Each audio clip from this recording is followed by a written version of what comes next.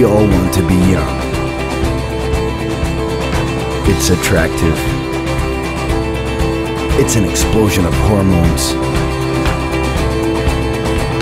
It's sexy. Healthy. Don't take drugs! Don't take drugs! Well, maybe not. But there's more. Young people represent new languages and behaviors, and they're directly influencing consumer habits. They're positioned at the top of the influence pyramid, and are aspirational to those younger than them, and inspirational to the older. Today's young generation, known as Generation Y, G, we, globalists, digital youth, millennials, whatever, is the largest in absolute numbers on a global perspective. And they have crazy buying power when compared to their parents when they were young. It's funny, because this important role of the youth today has its roots precisely in the baby boomer generation. They were born in the post-World War II, in the 40s and 50s. Insecure and impatient, they pushed for big changes.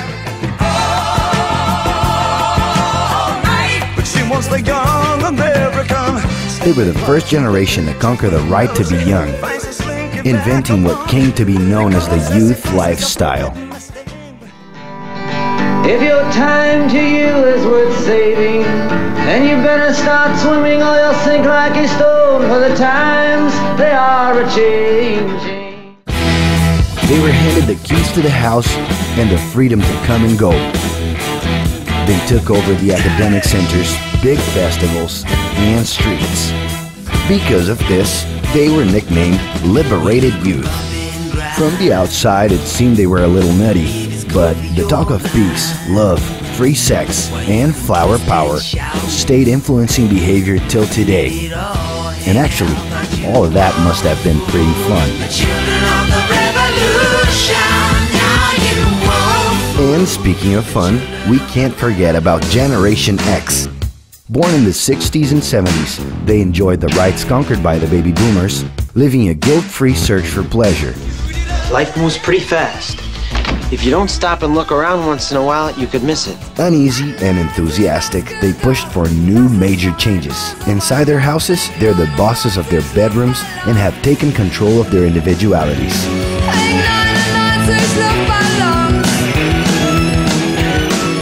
Generation X is in love with stereotypes, fed by marketing and publicity boom. As much as in the corporate universe as in entertainment, Generation X is remembered as the competitive youth. It's not just a job for him, it's a war. But now is a whole different game. Young people have changed the rules again.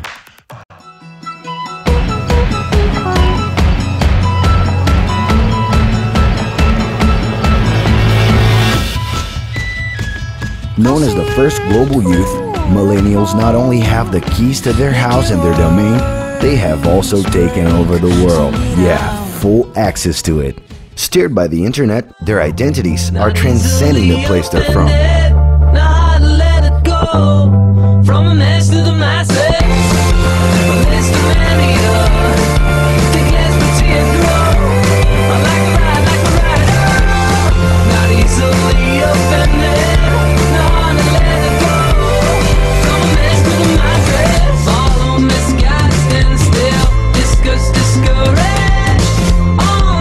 This isn't happening by pure coincidence. Globalized consumerism promotes aesthetic and behavioral connections with other youth around the world.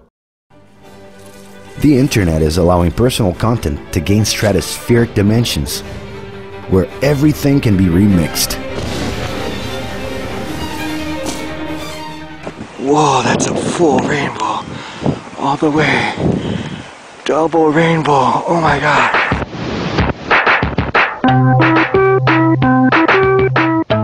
Over just a few days, content can turn into various global internet memes. Double rainbow all the way across the sky. Yeah, yeah. He's climbing in your windows, he's snatching your people up, trying to rape them, so y'all need to hide your kids, hide your wife, hide Also your kids. acquiring relevance outside of the network.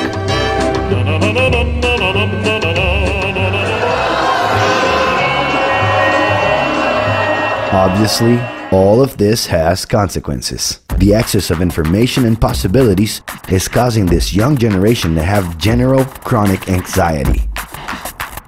It's getting more and more necessary for them to choose the right filters to organize their experiences with all of that content and people in their lives. The fear of being overwhelmed and lost among the crowd forces them to use hyperbolic languages to express themselves. I am like so in love with Twilight. Leave Brittany alone! It's not always easy to understand what millennials are saying. That's because they've developed a non-linear way of thinking that exactly reflects the language of the internet, where an infinity of subjects can be followed at the same time. For these millennials, it is natural to start out with something and end up in somewhere else. But do not panic. It's organic. Today, it's cool to know and be various things at the same time. It's a lot different than in the 80s when young people had radical vision about the power of groups. You were one thing or another. In the 90s, the power of the tribes was no longer such a cool thing to be associated with. Some started calling themselves normal in order to pass through the different groups. Today, being normal has become boring. And in spite of neutralizing differences, it is cool to express them. All the single ladies, all the single ladies, all the single ladies, all the single ladies, all the single ladies, all the single ladies, all the single ladies. It is possible to be a surfer, DJ, rocker, nerd, cinephile, designer at the same time. We're talking about the most plural youth generation in history. It is a plurality which guarantees that the young can simultaneously recognize themselves even with their personal differences. Their new extended social network has resulted in a bigger number of short-term style personal relationships. It is also visible in their work, in which traditional career plans and hierarchical systems are losing strength. More and more, they want to unite work with pleasure. But that's not so they can achieve a hedonistic lifestyle. Pleasure comes in pre-programmed breaks. Young millennials are pragmatic. They're also more realistic. Their big idols aren't the most idealized figures, but instead are common people who realize small possible dreams that aren't utopic. They are the faces of the new economy, ruled by open source and crowdsourcing and independent initiatives that, with the power of the internet, can have an immeasurable impact. This collective conscience is the zeitgeist of the future, leading to a scenario of opportunities. But it's not easy. The new is always intimidating. A lot of things that were not immediately understood in the past are today considered natural behavior. You can understand and take part, or comfortably sit and follow along. In the end, to be young is sexy and fun, but it's a lot more than that. It comes with questions and big ambitions. If you think you already know enough and are at peace with your place in the world, well then congratulations, you're officially dead. More than ever before, in order to understand the world, it is necessary to understand these youths, who are the catalysts to big changes. And there's an added bonus.